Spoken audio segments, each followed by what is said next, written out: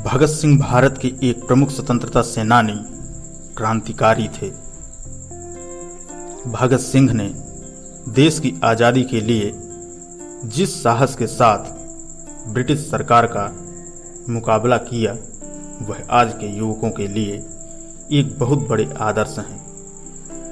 चंद्रशेखर आजाद व पार्टी के अन्य सदस्यों के साथ मिलकर इन्होंने देश की आज़ादी के लिए अभूतपूर्व साहस के साथ शक्तिशाली ब्रिटिश सरकार का मुकाबला किया।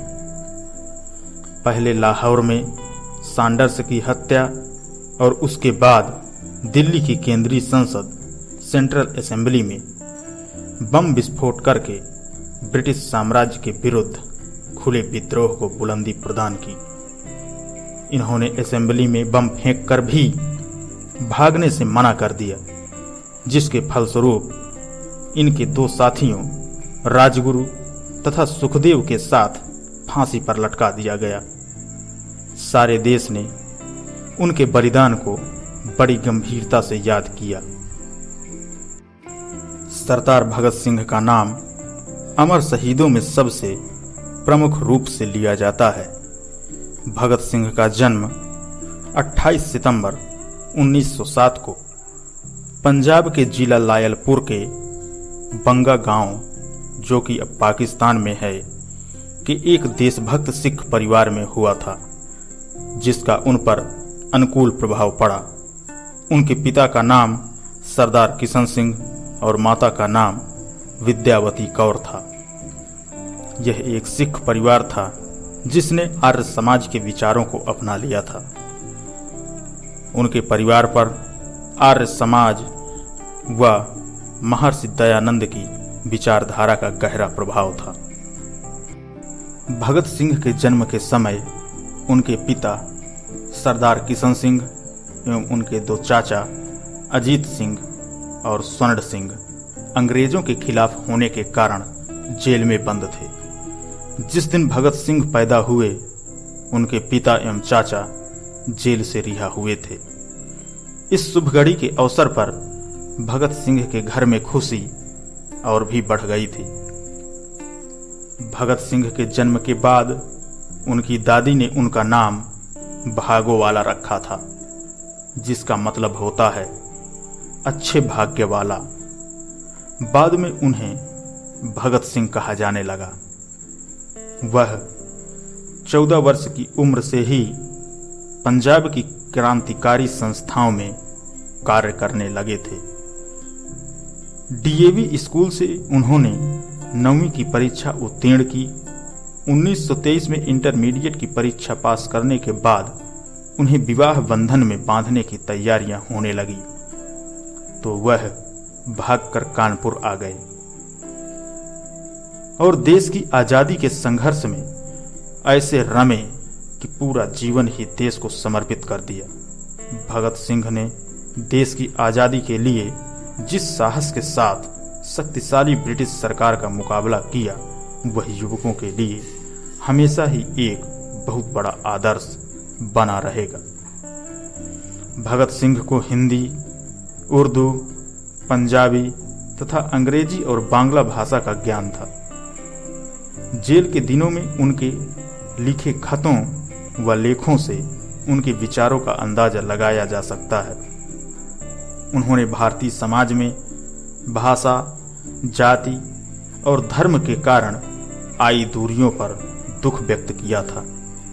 उन्होंने समाज के कमजोर वर्ग पर किसी भारतीय के प्रहार को भी उसी सख्ती से सोचा जितना कि किसी अंग्रेज के द्वारा किए गए अत्याचार को।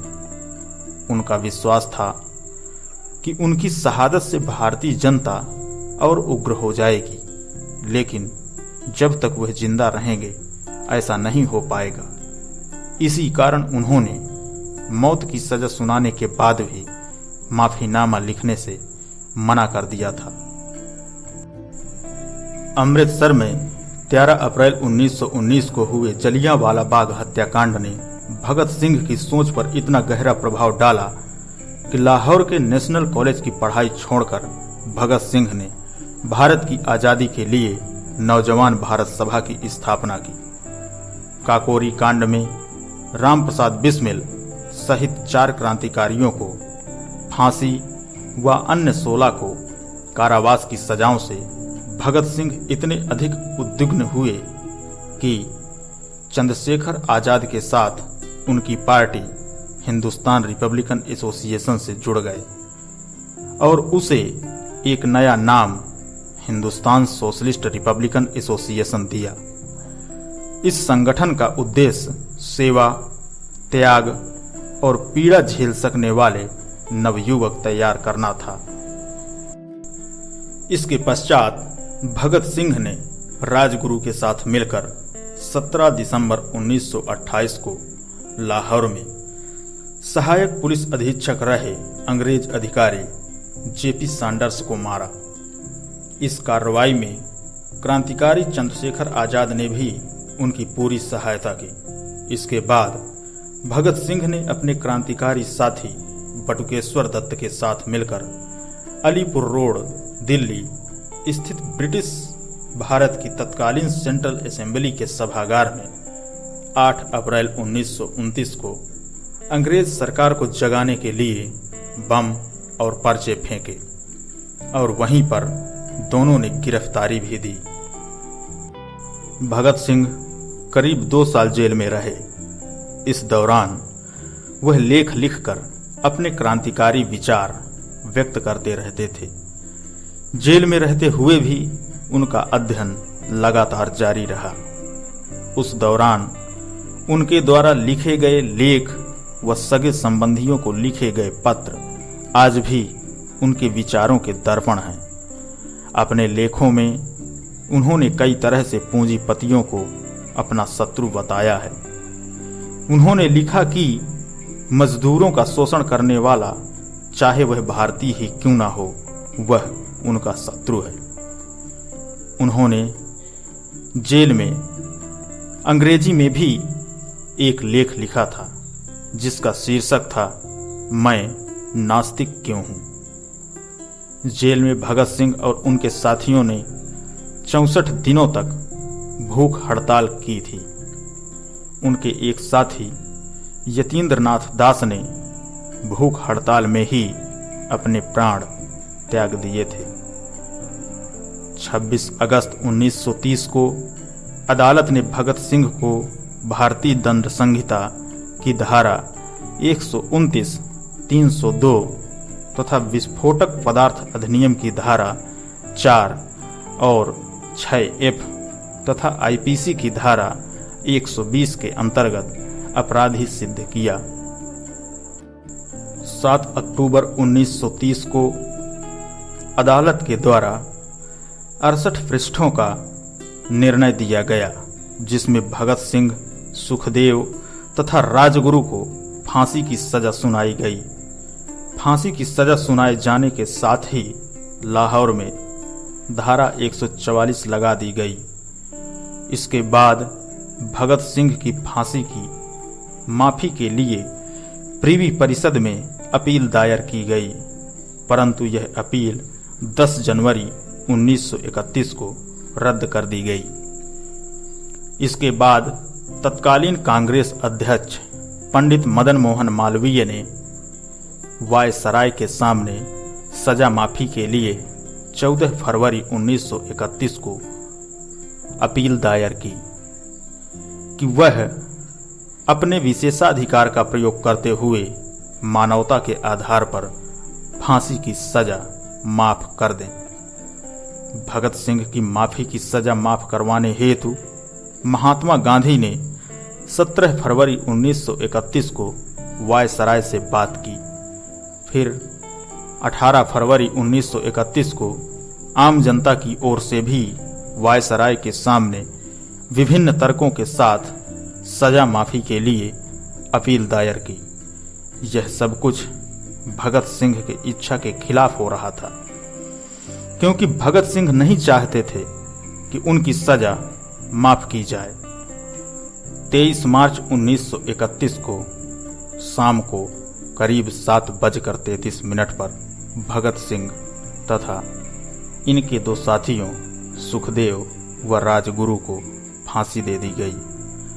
फांसी पर जाने से पहले वे लेनिन की जीवनी पढ़ रहे थे और जब उनसे उनकी आखिरी इच्छा पूछी गई तो उन्होंने कहा कि वह लेनिन की जीवनी पढ़ रहे थे और उन्हें वह पूरी करने का समय दिया जाए। कहा जाता है कि जेल के अधिकारियों ने जब उन्हें यह सूचना दी कि उनके फांसी का वक्त हो गया है तो उन्होंने कहा था, ठहरिए, पहले एक क्रांतिकारी दूसरे क्रांतिकारी से मिल तो ले। फिर 1 मिनट बाद किताब छत की ओर उछालकर बोले, ठीक है, अब चलो। फांसी पर जाते समय वह तीनों मस्ती में गा रहे थे, मेरा रंग दे बसंती चोला, मेरा रंग दे, मेरा रंग दे बसंती चोला, माय रंग दे बसंती चोला।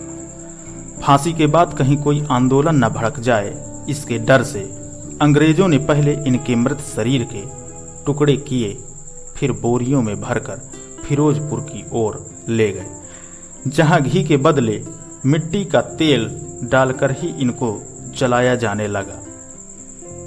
गांव के लोगों ने आग जलती देखी तो करीब आए। इससे डरकर अंग्रेजों ने इनकी लाश के अधजले टुकड़ों को सतलज नदी में फेंका और भाग गए। जब गांव वाले पास आए तो उन्होंने इनके मृत शरीर के टुकड़ों को एकत्रित किया और विधिवत दाह संस्कार किया और भगत सिंह हमेशा के लिए अमर हो गए। इसके बाद लोग अंग्रेजों के साथ साथ महात्मा गांधी को भी इनकी मौत का जिम्मेवार समझने लगे। इस कारण जब गांधी जी कांग्रेस के लाहौर अधिवेशन में हिस्सा लेने जा रहे थे तो लोगों ने काले झंडों के साथ गांधी जी का स्वागत किया। एक आध जगह पर गांधी जी पर हमला भी हुआ, किंतु सादी वर्दी में उनके साथ चल रही पुलिस ने बचा लिया था। भगत सिंह को विश्वास था कि उनकी शहादत से भारतीय जनता और उद्विग्न हो जाएगी और ऐसा उनके जिंदा रहने से शायद ही हो पाए। इसी कारण उन्होंने मौत की सजा सुनाने के बाद भी माफीनामा लिखने से साफ मना कर दिया था। रामप्रसाद बिस्मिल ने अपनी आत्मकथा में जो जो निर्देश दिए थे, भगत सिंह ने उनका अक्षरशः पालन किया।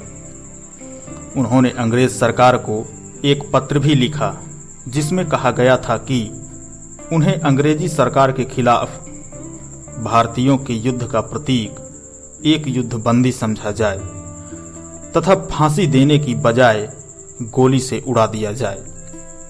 फांसी के पहले 3 मार्च को अपने भाई कुलतार सिंह को भेजे गए एक पत्र में भगत सिंह ने लिखा था, उन्हें यह फिक्र है हरदम नई तर्जे जफा क्या है, हमें यह शौक है देखें सितम की इंतहा क्या है, दहर से क्यों खफा रहें, चरख का क्या गिला करें, सारा जहां अदु सही, आओ मुकाबला करें। इन जोश भरी पंक्तियों से उनके शौर्य का अनुमान लगाया जा सकता है। चंद्रशेखर आजाद से पहली मुलाकात के समय जलती हुई मोमबत्ती पर हाथ रखकर कसम खाई थी कि उनकी जिंदगी देश पर ही कुर्बान होगी और उन्होंने वह कसम पूरी कर दिखाई। किसी ने सच ही कहा है, सुधार बूढ़े आदमी नहीं कर सकते, वे तो बहुत बुद्धिमान और समझदार होते हैं।